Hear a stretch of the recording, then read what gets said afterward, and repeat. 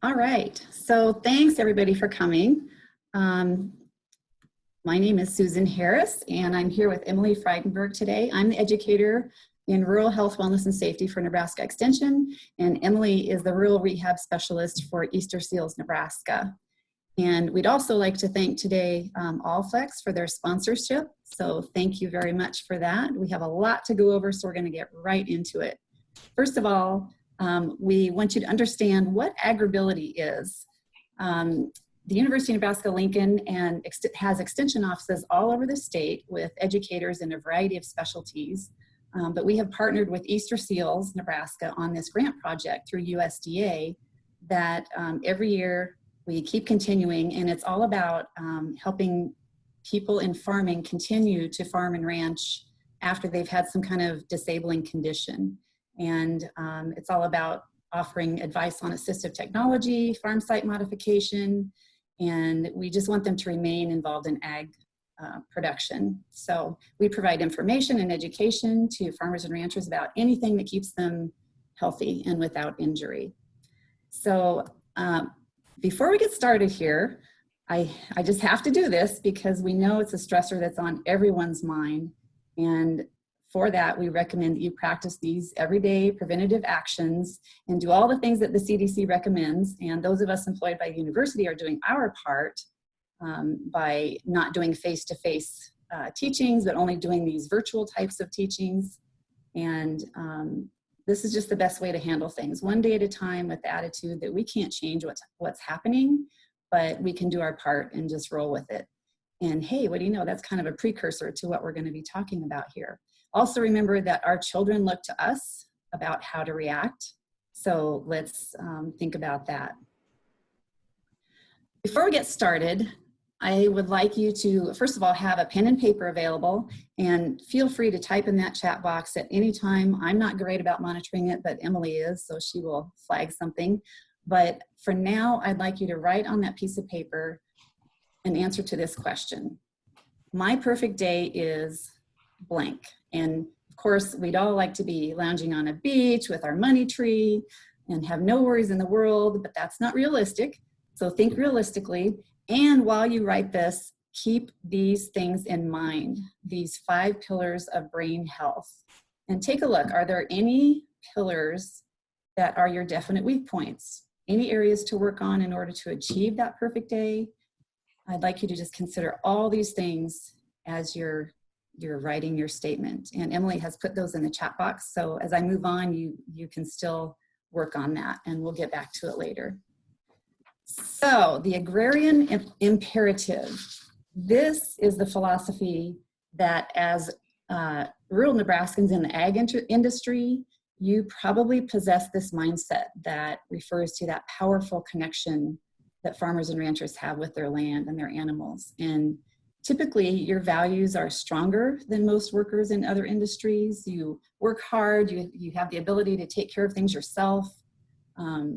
You're a good steward of the land, and you're proud of those things. So when you compare those values to other occupations, it can look quite a bit different. It's just much more personal. You know, you can't leave your workspace. You are always in it. So just knowing that you have these values makes your stress even more prominent because you care so much.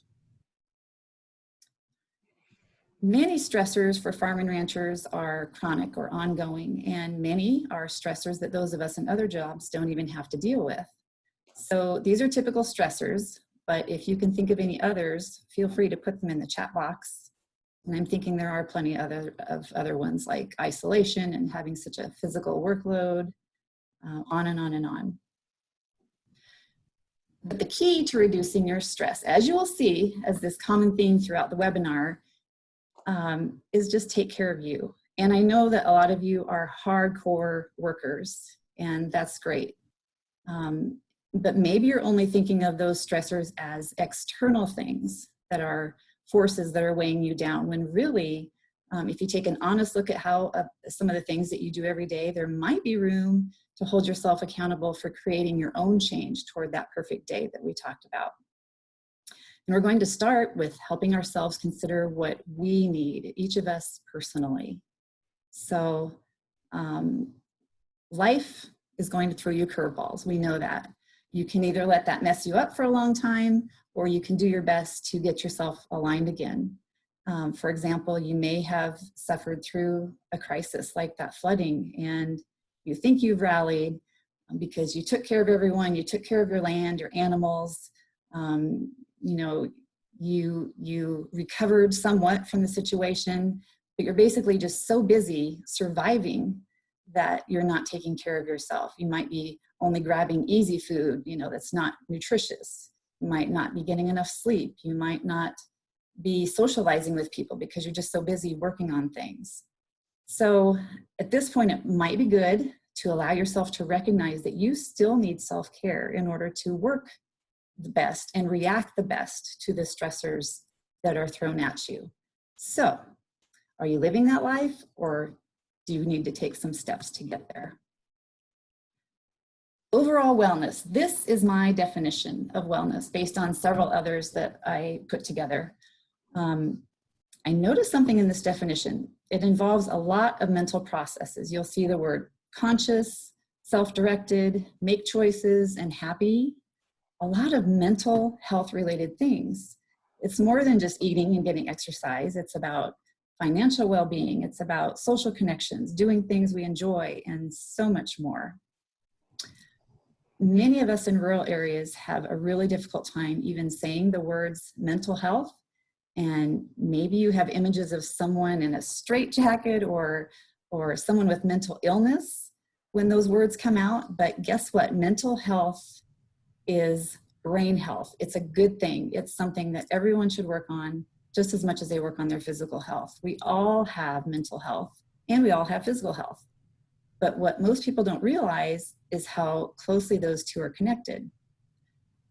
So you can have your blood test done and it can come back all rainbows and perfect. But if you're isolated and sad and lonely, are you really well?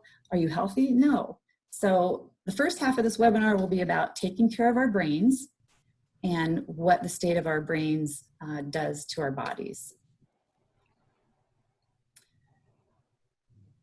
This is my favorite slide.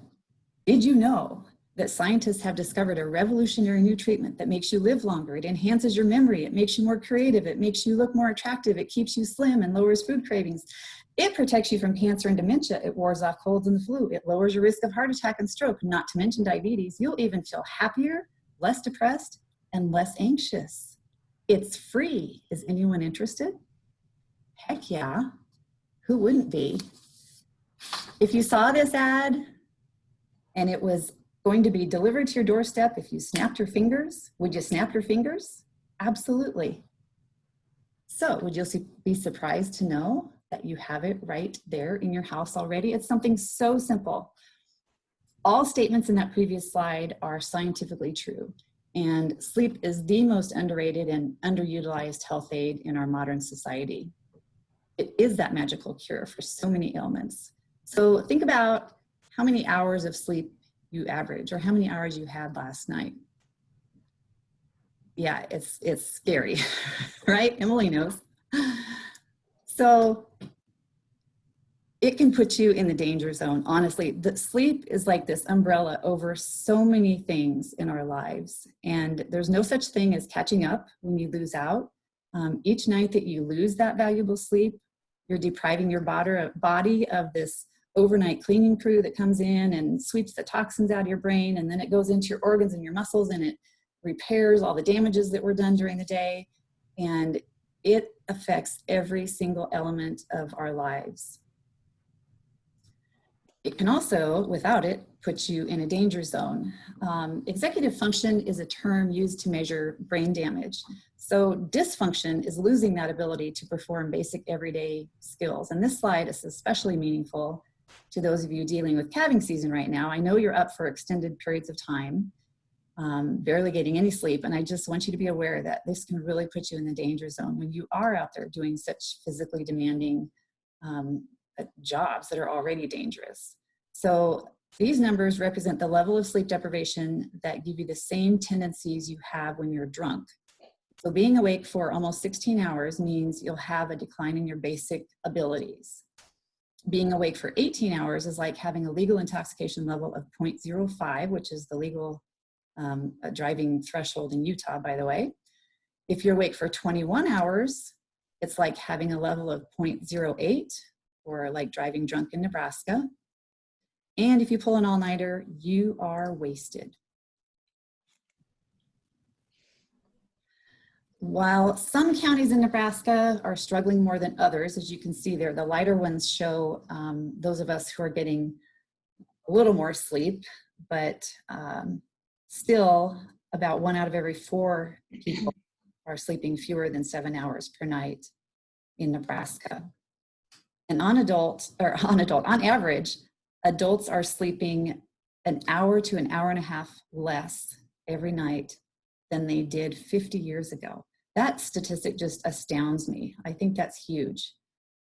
Children are sleeping 2 hours less than they did 100 years ago. That's even more astounding. What's interesting about this map is that if you went to the CDC's website and you looked at their obesity map and then you did an overlay onto this map, you'd find that they are virtually the same. So sleep deprivation, obesity, and stress, they all go hand in hand. And we'll talk about why in a little bit. By the way, I want to emphasize that, we always talk about 8 hours of sleep for us. That's the number. But what a lot of people don't realize is that for your kids and teenagers, they need way more sleep than you do. For them, it's not 8 hours. It's more like 9.5 to 10 hours. And that's all the way up into late teenage years. So to help you out in this area, even if you can't do everything perfectly at this time of year especially, maybe some things on my list of 30 tips can help you out. And Emily has posted those in the chat box. Also, if you go to that website, you can print them out, and feel free to do that.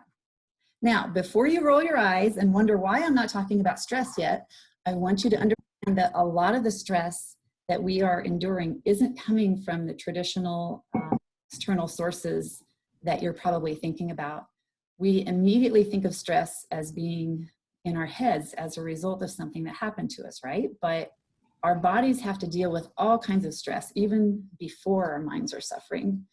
And we have stress coming at us from all different angles, like the lack of sleep, like unhealthy food that messes with our body functions, how we move, how we don't move, whether or not we're hydrated, so many things. And by the way, dehydration has symptoms very similar to sleep deprivation. So if you're getting those headaches and low energy, fatigue, it could mean that you're just dehydrated. So activity. Maybe you've heard that sitting is the new smoking, right? We've all heard that.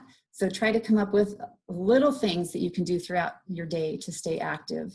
One suggestion that Emily had for those seasons when you're on the tractor all day is to just every hour get out, walk around the tractor a few times. It's not only good for keeping blood clots away, but it keeps your mind alert and safe. And if you have any other suggestions that you'd like to share, feel free to put those in the chat box as well. And now I'm going to turn it over to Emily to give you a quick shot of some more things that maybe you haven't considered cause stress on your body, but she sees a lot with farmers and ranchers out there having injuries, and she knows what'll do it. So she'll offer you some ideas. Thank you, Susan. So yeah, everyone, my main job with AgriAbility is to go out and find assistive technology for individuals with their disabilities or disabling health conditions so that they can overcome those injuries. Well, a lot of times we're seeing that they're because of reuse injuries. So if we can prevent these now and get them started earlier and earlier by creating good habits when we're just starting out in the farming and the ranching world, then we can maybe eliminate some injuries later on. Plus, it also reduces the stress that your body has to go through. So some things that we see a lot of times are repetitive tasks like opening and closing gates that lead to shoulder injuries, severe arthritis, just overuse in general. So things like the specialized, for your barbed wire fence gates, they have a crank or an actual handle lever which you can open and close so you no longer have to use a fence stretcher. but it also reduces the stress on your shoulders when you're trying to pinch those gates together, because we all know that we like our wires in our pastures quite tight. In the bottom left-hand corner, we have the spring-loaded corral gate latch. And this is nice because it's easy open, but it also can be added with an extra spring and a rope for individuals that have mobility limitations or can't climb on and off a tractor or horse very easy. It can be added with a string to open and close on its own, so you can open it from where you're at and drive through, and then it closes behind you. We recommend a lot of gate wheels for individuals because it's a lot easier to push or pull the gate than having to pick it up and carry it. We all know that those gates in our cattle yards are quite heavy. So if we can reduce the amount that we're lifting, because that puts strain on our backs as well as our shoulders and arms, let's reduce those if we can. And the other picture at the very bottom right-hand corner, it's called the bump and drive system. It's nice. It runs off of a solar panel, and it's basically activated by you bumping into it with the front of your tractor or a side-by-side or a four-wheeler or even a vehicle, and it closes right behind you. And it will wait until if you have a wagon or anything behind you as well, it closes. So again, no in and out, reducing some mobility issues. Next slide, please. One of the biggest things that we all know when we're taking care of cattle is that we have to do a lot of lifting, carrying, bending, and things like that. So if we're still a smaller sized operation and we're still using feed bags, so obviously we stack them on the ground. Well, you got to be able to get them up and off the ground. So if you already have a back injury or you just have troubles picking them up, I'm a female, and I like to say that I can do a lot of things, but they're still really heavy. So utilizing the scissors lift, and it's nice because it's just a crank up and down, and it easily actuates, but you can make it the different heights. So ideally, if you needed to, you could put it then in the back of your side-by-side utility vehicle using that scissors lift. We do a lot of recommendations of the side-by-side for the mere fact that we know farmers and ranchers have a lot of places that they have to go, whether it's checking cattle on several pastures in the summertime or checking right now cow-calf, whether you're still calving in the pastures or if you're in yards. So keeping yourselves safe is something, and this side-by-side helps us to do those things. When we're running older manual cattle working chutes, we all know that we're up above our heads. Everything is using our shoulders above our heads. So we can recommend new specialized calving or cattle working chutes, whether it's a hydraulic chute or even the newer chutes available have all easy catch systems, and you're not as much leverage over top of your shoulders. Again, just trying to reduce the amount of strain we put on our shoulders. Next slide, please. When we're transporting calves this time of the year, we know that we have to pick them up and carry them. And right now in Nebraska, since it's so wet, we have a lot of mud and muck depending on where you're at in the state. So dragging or trying to walk through all that with a calf on your shoulder can be tough. So these calf sleds are really great because they can be either pulled right behind a side-by-side or a four-wheeler, or even behind you, and you know that the mama is going to follow easily. When we talk about tractor seating and mirror systems, we want to make sure that we're taking all the pressure off our spine. So by recommending a specialized suspension seat in tractors or putting it in there now, it's taking that jar off your spine so that when you have more cushion and it's protecting you. When we recommend specialized mirror systems or even camera systems, it's to avoid you twisting and turning and wrecking that spine as well. Next slide, please. And then my biggest thing is when we climb on and off a tractor, a lot of the farms and ranches that I see have older style tractors. So they don't have the tractor step system that is pictured in the picture here. So we always recommend this system just be placed on all tractors that you have available, because number one, it brings down your step a little bit lower, and you can also put a rubber lure at the bottom of that step as well. So if you're in fields with a lot of ruts and stuff, it bends and it doesn't break the bottom step off. But we want to think about those hip motions, the knee motions. Obviously, with walking and stepping all the time in the tractors, it causes some havoc. So if we can eliminate those things, we can help you out. And then my next big pool is that I love daily stretching. I did connect the brochure in the bottom in the chat. But every day we have that stretching handout. And if you could do it for 15 minutes in the morning and 15 minutes at night, it really overall helps your health and well-being, but it helps your stress levels because you're taking care of your body, which means you have one less thing to stress about. You don't have to worry about your shoulder injuries, which takes off a lot of stress for you, or your hips or knees or whatever. So make sure you print those. I always recommend, even to our farmers, ranchers during busy seasons, to have them in their vehicles, because it's also a proven fact that by doing some stretches or getting out and doing a little exercises wakes up your brain. So when we are in the busy seasons of either planting or harvest or calving, we know we're not getting the sleep that we need. So by utilizing the stretching systems or even just a little bit of exercise in our daily routine, we can overpower those things. Back to you, Susan. Thank you, Emily. So in summary, that key of taking care of yourself does not mean quick fixes. We are, unfortunately, a reactive society, sometimes blaming the weather or other people or our occupation or our appetites or an endless list of other things just to conveniently justify why we can't make changes. So those steps are never easy, but one baby step at a time is better than not stepping at all. So again, take care of yourself. We should count how many times we're saying this in our webinar, Emily. It's a lot. Take care of yourself, first and foremost. So why did I take so many slides to finally start talking about the type of stress that you were probably thinking that I would talk about today? I needed to drive home that point that it's definitely not just outside sources of stress that are causing issues. And that's a tough realization for many people who just think that stress is caused by things that happen to us, right? It just couldn't be further from the truth. So cortisol. Cortisol does all of these necessary things for us. It also plays a big role in our body's stress response. So that function of cortisol is supposed to be quite short-lived and just long enough to deal with the offending stressor. However, when that stress becomes chronic or ongoing, this becomes a problem. And when your body is on high alert dealing with stress, cortisol can shut down functions like your digestive function, your metabolism, your just all kinds of systems that could go awry there. It becomes the enemy, basically. And by the way, remember that obesity map that I talked about earlier?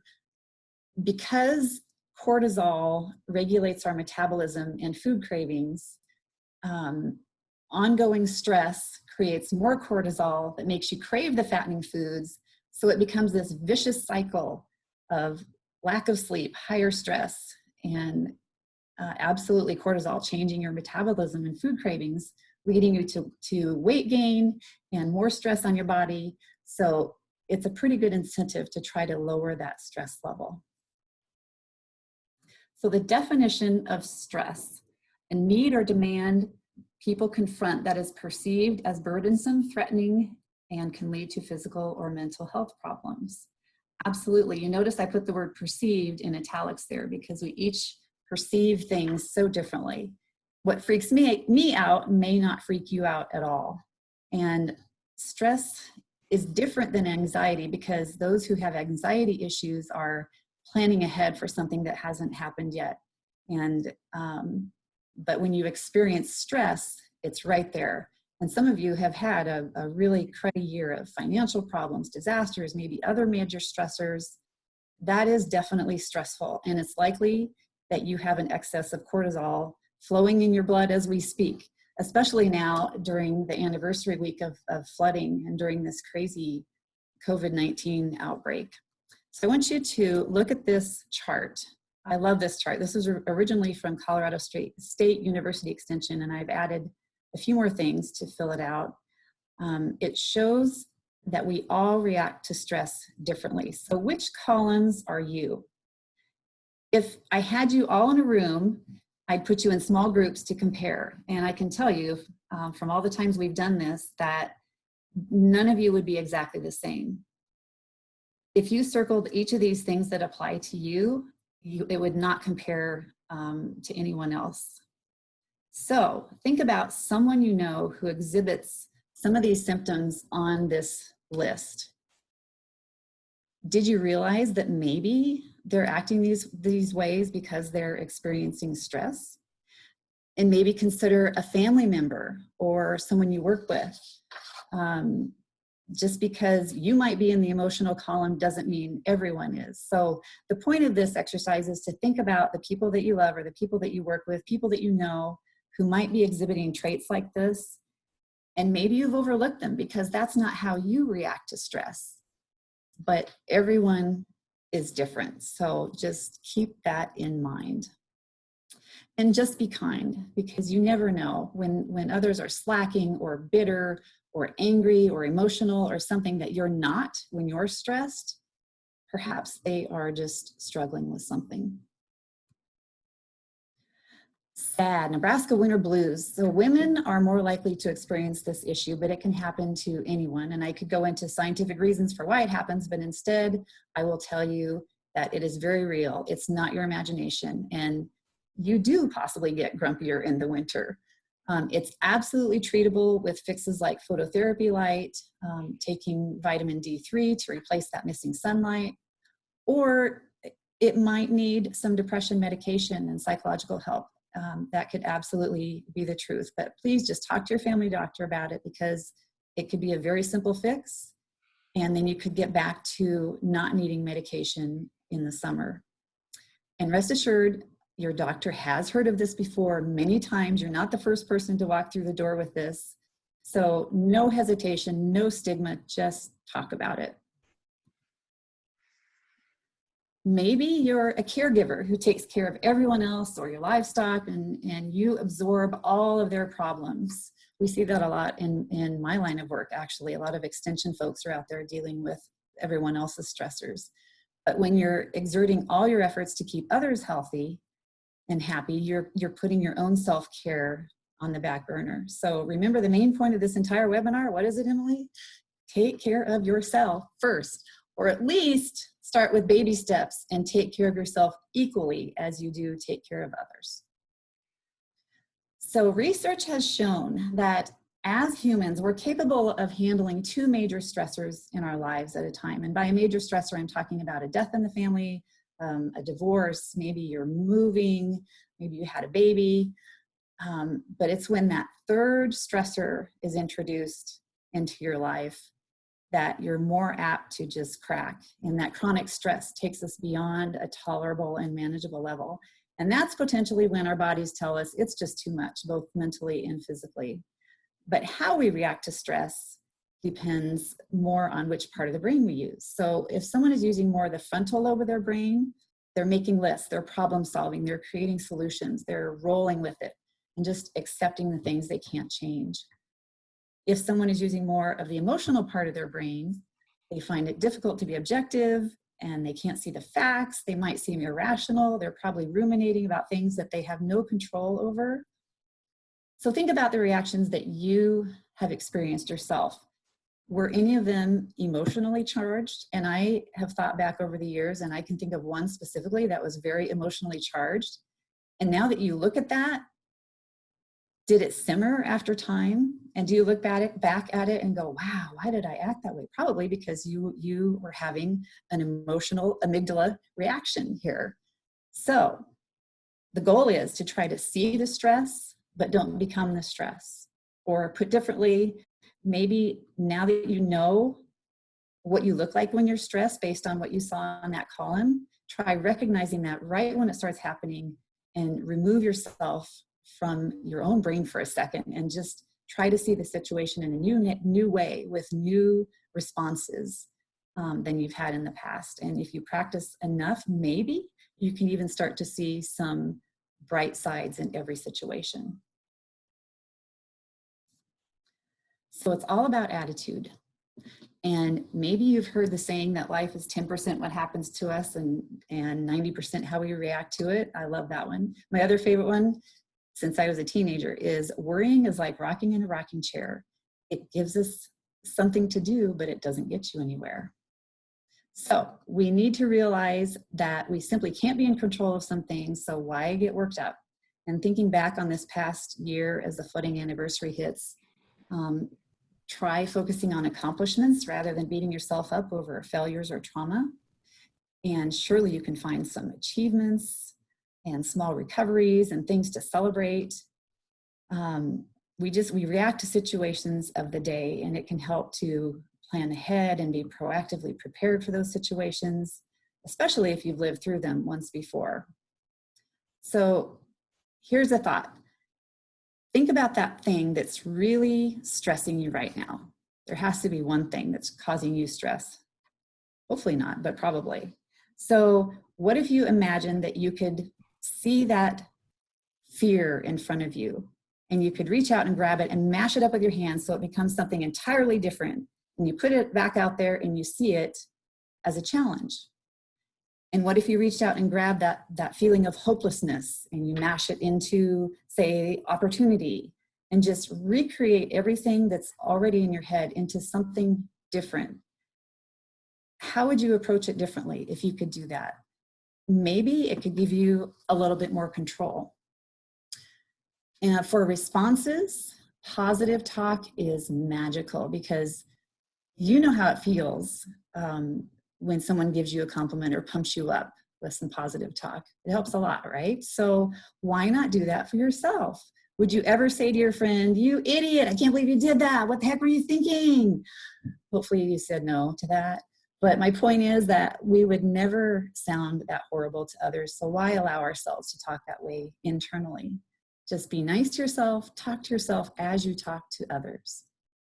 And we've already talked about those self-care priorities. And for those last responses, just don't work too overly hard, and schedule time for you to do what you want to do, and know when to say, "Thanks for thinking of me, but I think I'll pass this time," when someone asks you to add one more thing to your workload. So what do you recommend for coping? If you have any thoughts on that, go ahead and type them in the chat box. Some of these are our favorites. Of course, we already talked about sleep and activity. Getting outdoors is good. Nutrition. Box breathing. If you've never heard of box breathing, that means that you are counting to 4 every time you breathe in. You hold it, breathe out, and hold it. Of course, it's a lot slower than that, but 1, 2, 3, 4, hold it. And so this is not like voodoo-y stuff. This is not crazy talk. This is science. It actually physically calms your body. And it can even help too if you say inhale counting to 5 and exhale counting to 7. As long as you're exhaling longer than you're inhaling, that promotes relaxation. The opposite of that will do the opposite. It will pump you up. So that's just something to consider starting to do. We talked about self-talk, meditating. I don't do that personally, but I know people who are starting to try it using an app, and they say it's fabulous. Music can be great. Watch less news and more uplifting movies. Oh my gosh, the news right now is just so depressing. I can't even turn it on anymore. So just try to give yourself a little media diet, if you will. Connecting with people in your social network and avoiding negative people is really important. You can't really do it physically now because we're supposed to be self-isolating. However, there is Skype, there is FaceTime, there are phone calls, texting. Just keeping in touch with people now is really recommended. Of course, talking to a mental health professional, taking time for yourself to pick up hobbies that you used to love, spending time with people and pets you love. Shift from worrying to problem solving. Again, when you can't do something about a situation, just kick yourself into gear to do something that's productive. Get organized, declutter your space, plan ahead. I know several of us in Extension are going to spend the next month and a half doing that, because we're not out doing our face-to-face teaching in this COVID virus time. And give your time to your community and your neighbors and your friends, and maybe even do random acts of kindness. You know how those make you feel good, so why not do them for others? Okay, this one I just had to throw in there because I grew up with a dad who told puns all the time, and this would make me chuckle. I love it. Positive thinking. Okay, signs of signs of chronic stress. Isolation from public and no socializing is a big one, and unfortunately that's our new normal right now. So this could cause more stress. Loss of interest in things that you used to enjoy. That's a big one. Trouble making decisions, having forgetfulness. And I know personally, tunnel vision is a big one. When I'm stressed, you just have a really hard time seeing anything other than what you're stressing about. Negative thinking and talking and loss of sense of humor, we mentioned that. Increased drinking or drug use, you might want to just pay attention to that. And no desire to exercise, especially in the winter. That's hard, I know. And sometimes you just get to having poor hygiene because you just don't care anymore. And also health issues, because as we know, stress manifests itself physically. So approaching someone who has chronic stress, I'm going to share with you a video that explains this better than I could. This is a great video. Let's see, first I have to go in and share this screen. Don't forget to share your sound. Share the sound, thank you. Of course, now it won't let me back in there. Let me get back out. I'll get it, I promise I will. Okay, it is clicked, share sound.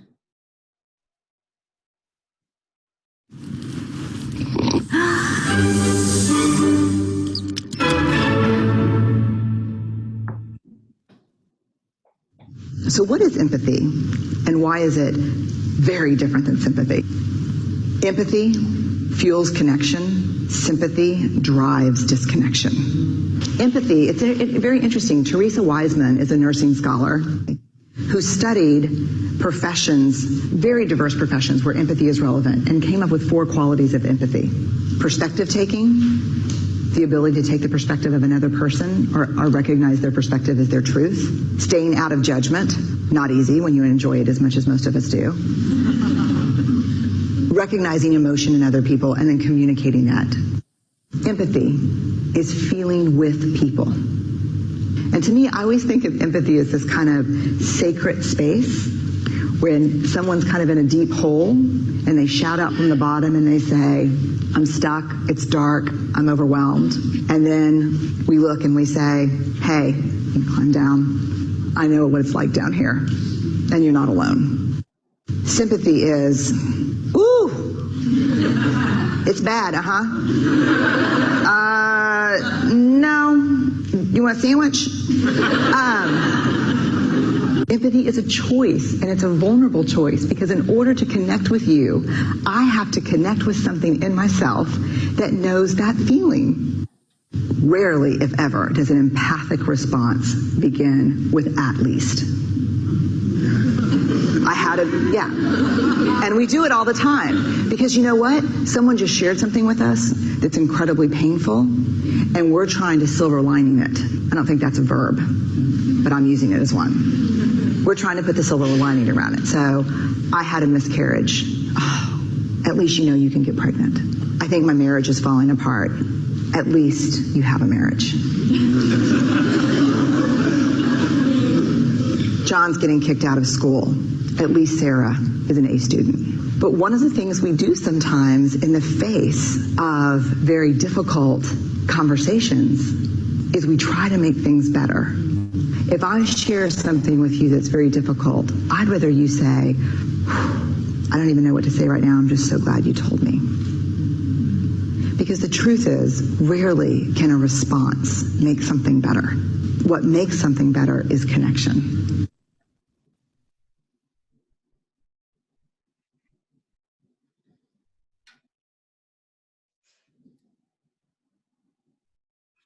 Get out of that one.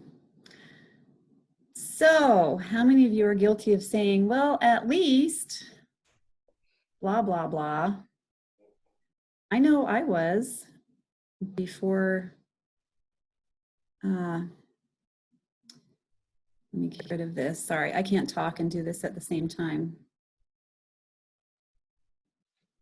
There we go. Are you seeing it okay, Emily? Yep. Okay, good. So something to reconsider if you're saying at least this, at least that.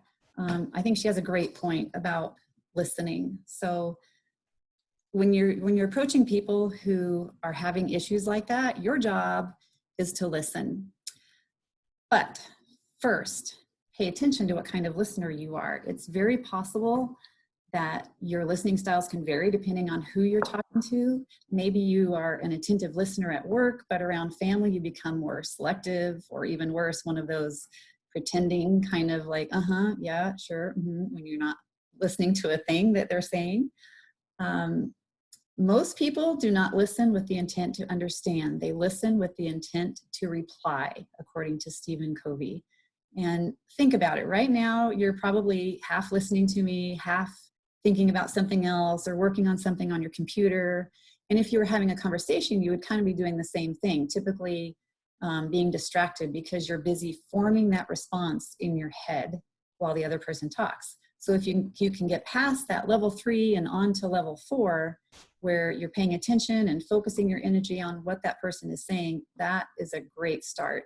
And of course, the ultimate goal is to hit that empathic listening level, where instead of projecting your own feelings and assumptions, you're dealing with the reality that's actually in that other person's head, and you're listening to understand.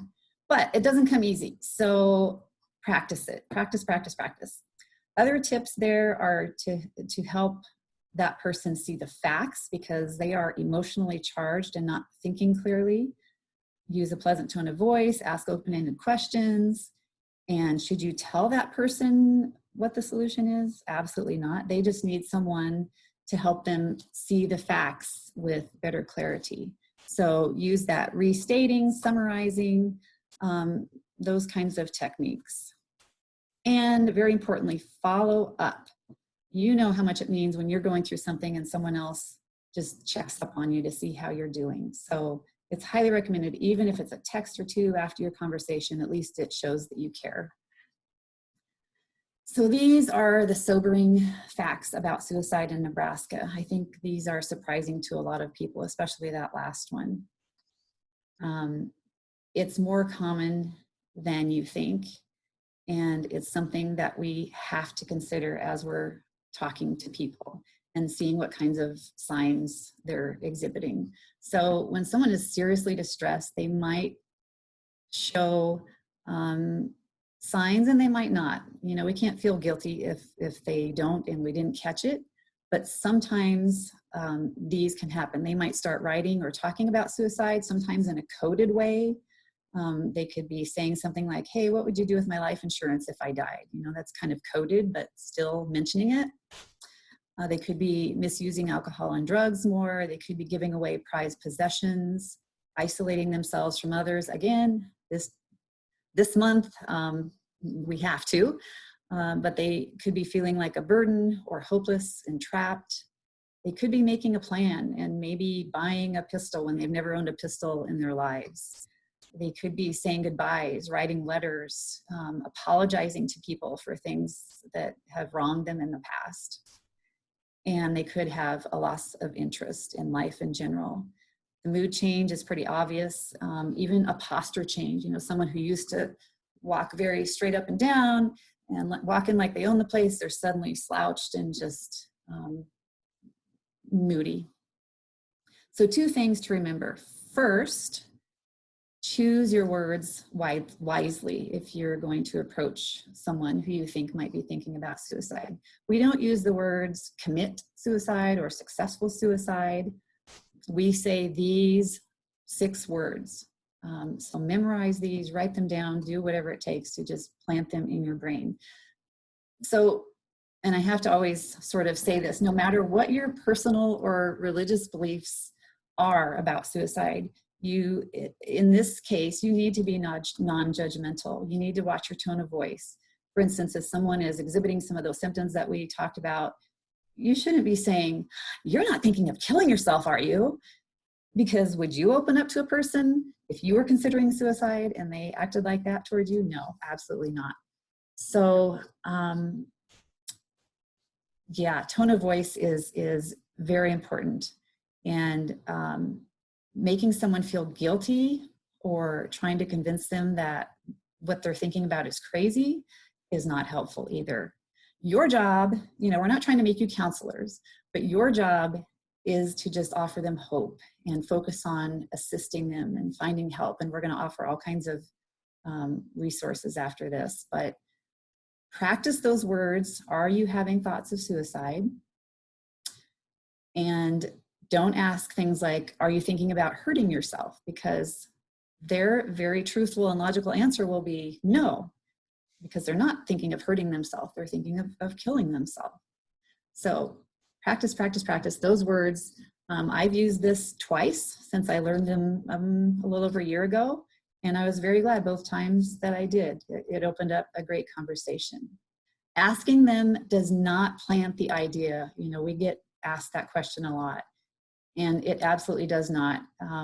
If you've never heard the Kevin Hines story, and I put his name on there so you know how to Google it, I would suggest that you Google that story. He was one of thousands of people who jumped off the Golden Gate Bridge, but he actually survived. He and at that point, I think only 18 other people had survived. And the point of his story is that had someone just asked, this wouldn't have happened. He gave plenty of opportunity for people to ask. And he made a pact with himself, and he said a lot of people do that if someone will just ask, they don't follow through. So what if they say yes? That's the scary part, right? First, never promise to keep a suicide plan a secret, and never leave that person alone. Super important. Ask if they have a plan, and if the answer is yes, make sure they're in a safe environment. Find someone like a counselor, a hospital social worker, even offer to call the National Suicide Hotline with them. And of course, if it escalates out of control, then it would be important to bring in police. But the Suicide Prevention Lifeline is there 24/7. It's free, it's confidential. These people know how to talk to other people. So if you're in a conversation and you don't know what to say and you don't know what to do, this is a great number to call. This one is great for Nebraska. When a Nebraska farmer or rancher or rural person calls this line, they have experienced staff members who can refer to attorneys, financial counselors, clergy, other farmers, mediators. These guys deal with any problem that you could possibly have. And there are these no-cost vouchers available. I believe they can give out 5 per person for information on confidential mental health issues and other things.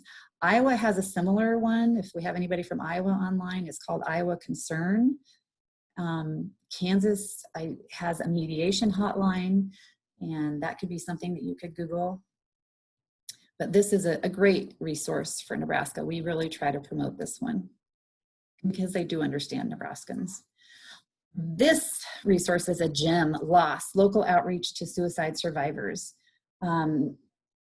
These people are trained professionals who volunteer to go out and give support to those survivors, those family members who are left after their loved one has taken their own life. And you can see they're all over the state now. That they began in Lincoln, but they are still expanding, obviously. And neighboring states are working on doing the same thing. They're kind of following Nebraska's lead. So this is a great resource if you've already experienced a suicide, and the sooner these people can talk to you, the better. Negotiations hotline is great for mediation. It focuses on resolving conflict between two parties, and the mediator does not decide the issues, but it encourages them to communicate and negotiate in hopes of coming to a mutually acceptable solution. There is a fee for that part of their services, but they do also offer free ag-related education on different matters. So the Department of Health and Human Services has all these regions, and if you look on this map, you can see where your region is. And then I would encourage you to look at the names up above there in region 3, 4, 5, and 6. If you are in those regions, they currently have grant projects going on where they are offering free one-on-one discussions or group discussions. Of course, now with the virus, it would be probably more one-on-one. They will come to you for free and help you with any kind of mental health issue or stress issue. Anything that you're dealing with. However, I want to say their grant expires the end of May. So this is not something to wait around on. Get a hold of them. They have this time, they have the funding to do it, the willingness to do it. They want to help you. So let them know. And I think, Emily, you're putting that one in the chat box too, Yep, right? I got they're all listed there. Good deal. Extension resources, we just try to gather up all these things. We created this sheet that can be printed at ruralwellness.unl.edu. It has a lot of good resources on it. We also have that wallet card, which is great. I can get those to you if you let me know. It has, you know, those 3 hotlines on it that can be very beneficial. And the reason I love that wallet card is because they're discreet. You can put it in your wallet, nobody knows you have it. You could pull it out and use it at some point, or if you're talking with a friend, like we were discussing earlier, and you don't know what to say and you don't know what to do, at least you have this card and you can get them the right number right away, and you can be a great resource for them. These are our Nebraska Extension Ag Economic Educators. They can help with all kinds of financial matters, and they have programs going on all the time. Some good stuff that they can offer for you. And you can just go to extension.unl.edu to find anybody in our organization. So now, after all of this, I want you to look back at what you wrote down for your perfect day and write down what you choose to do as one step toward that day. Maybe tomorrow you could add something different. Maybe in a week you'd add something else, and just keep going with it. Remember, it's baby steps, and baby steps can be difficult, but nothing is too small to start. Just the tiniest thing can help. And I just want to emphasize that we can't expect to be happy if we approach life with this, I'll be happy when such and such happens kind of attitude. No, you'll be happy when you seek it out and when you make your way toward it, and hopefully using some of the information that you learned today, and maybe even talking to someone about your mental health. Because remember, mental health, those aren't bad words, those are good words. They're not scary words. We all have mental health just like we have physical health. And we care about you, our partners care about you. Obviously, the Nebraska Cattlemen Association cares about you, and Allflex cares about you. So thanks for taking the time today, and we hope that you will click on the evaluation link in the chat box to complete it and let us know what you think. We always like to know how we can help you and if we made any sort of impact for you. Also, I'll leave our contact information up there so you can contact me with any questions or to get you some of those wallet cards. And you can contact Emily if you've experienced some kind of an injury or something that has caused stress in your life, and she can help you get back to work. Even if you guys are looking for different pieces of assistive technology to overcome some limitations, or just so that you don't have an accident on the farm, feel free to reach out and I can assist you in finding something for your operation. So Susan, Carter Farms would like to know if the slideshow will be available at any point. Yes, in a few hours, they will have it on the nebraskacattlemen.org website. They just have to wait for it to do what it does, and then they will post it. I think the recording will be as well. Yes. Oh, was that not the question? Well, just the PowerPoint, but. Oh, okay. The PowerPoint. Yeah. So the recording will be, I'm sorry, I was thinking of the recording, but the PowerPoint, yes, I could send that to Bonita and she could probably post that as well. Any other questions out there? I'd be happy to answer any.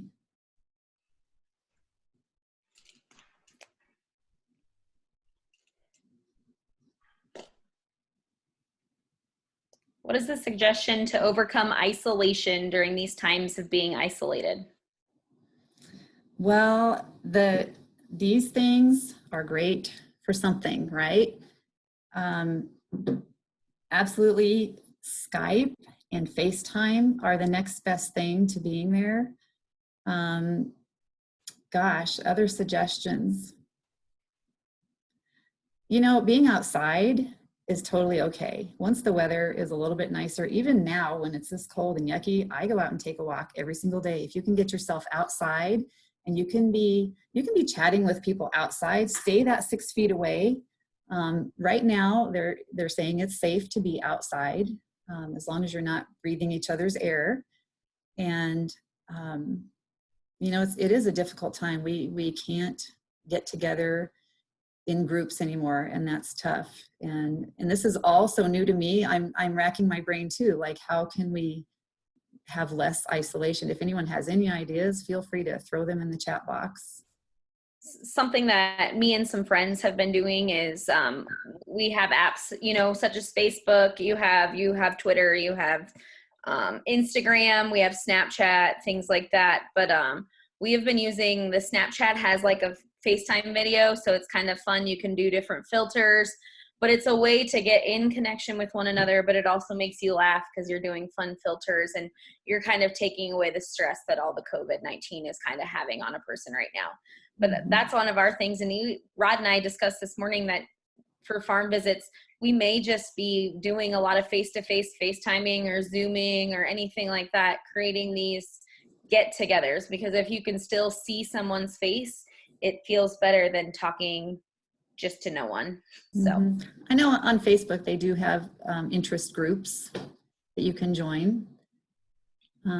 Email is great. You know, if you just make an effort every day to call someone, call a friend, call a new relative that you haven't talked to for 2 months, and then the next day call another relative you haven't talked to, it can be great. It can be a great way to reconnect. I know Emily just sent me a couple jokes this morning to kind of lighten my mood, and it helped a lot. If you follow the Nebraska Agribility Facebook page, we have a funny farmer Friday joke every Friday. So they're fairly corny, but they're always good for a good laugh. Mm-hmm.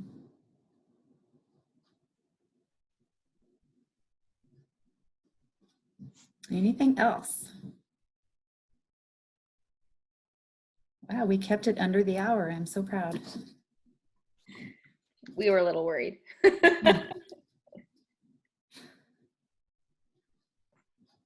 All right. Well, if there's nothing else. Thank you, everyone. We appreciate you taking the time to listen. We do.